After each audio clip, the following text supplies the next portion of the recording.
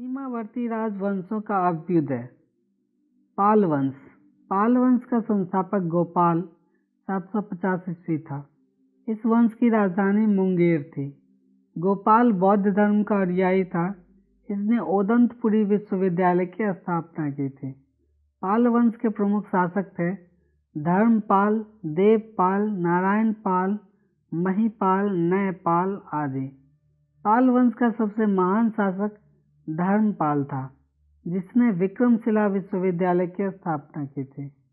कन्नौज के लिए त्रिपक्षीय संघर्ष पाल वंश, गुर्जर प्रतिहार वंश एवं राजपूत वंश के बीच हुआ। इसमें पाल वंश की ओर से सर्वप्रथम धर्मपाल शामिल हुआ था। 11वीं सदी के गुजराती कवि सोडठल ने धर्मपाल को उत्तरापथ स्वामी की उपाधि से संबोधित किया है। सोमपुर महाविहार का निर्माण धर्मपाल ने करवाया था। ओदंतपुरी बिहार के प्रसिद्ध बौद्ध मठ का निर्माण देवपाल ने करवाया था। जावा के शैलेंद्र वंशी शासक बालपुत्र देव के अनुरोध पर देवपाल ने उसे नालंदा में एक बौद्ध विहार बनवाने के लिए 5 गांव दान दिए थे।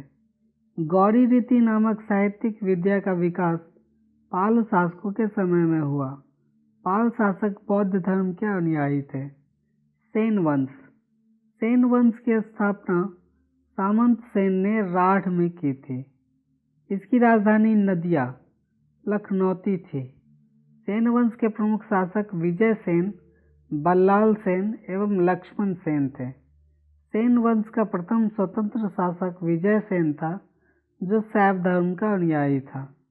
दान सागर में अद्भुत सागर नामक ग्रंथ की रचना सेन शासक बल्लाल सेन ने की थी। अद्भुत सागर को लक्ष्मण सेन ने पूर्ण रूप दिया था।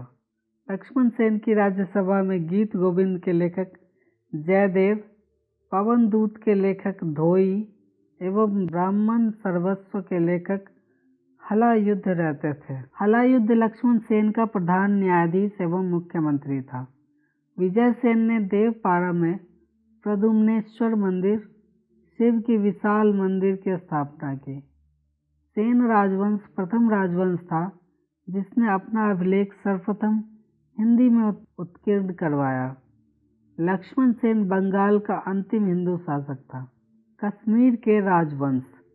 कश्मीर पर शासन करने वाले शासक वंश कालक्रम के इस प्रकार थे: कारकोट वंश, उत्पल वंश, लोहार वंश। 627 ईस्वी में दुर्लभ वर्धन नामक व्यक्ति ने कश्मीर में कारकोट वंश हिंदू वंश की स्थापना की थी। ह्वेनसांग ने उसके शासनकाल में कश्मीर की यात्रा की। कारकोट वंश का सबसे शक्तिशाली राजा ललितादित्य मुक्तापीड था। कश्मीर का मार्तंड मंदिर का निर्माण ललितादित्य मुक्तापीड के द्वारा करवाया गया था। कारकोट वंश के बाद कश्मीर का उत्पल वंश का शासन हुआ। इस वंश का संस्थापक अवंती वर्मन था। अवंतीपुर नामक नगर की स्थापना अवंती वर्मन ने की थी। अवंती वर्मन की अभियंता सूय ने सिंचाई के लिए नहरों का निर्माण करवाया।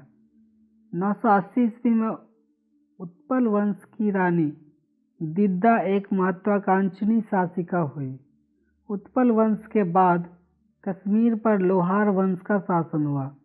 लोहार वंश का संस्थापक संग्राम राज था। संग्राम राज के बाद अनंत राज हुआ। इसकी पत्नी सूर्यमती ने प्रशासन को सुधारने में उसकी सहायता की।